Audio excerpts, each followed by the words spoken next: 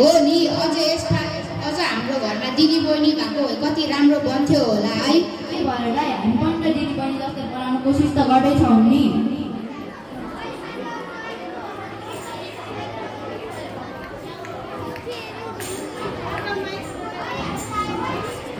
ए देउसी भैलो खेल्ने साथीहरू पनि आएछन्, अब भट्याउन सुरु गर्नु न त।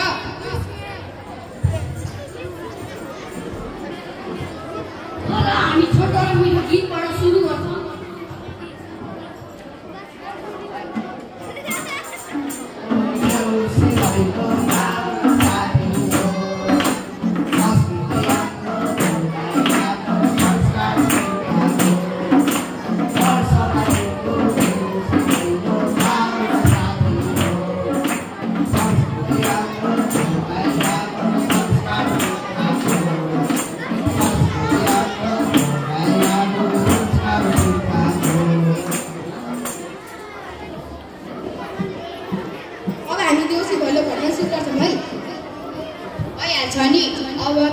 त्यसको लागि हामी पनि साथ दिउँला नि त।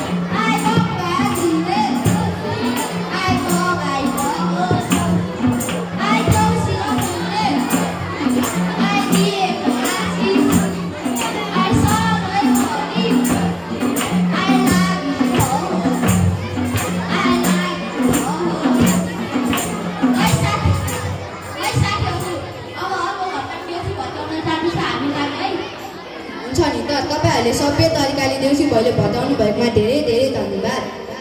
सबैलाई ह्यापी तिहार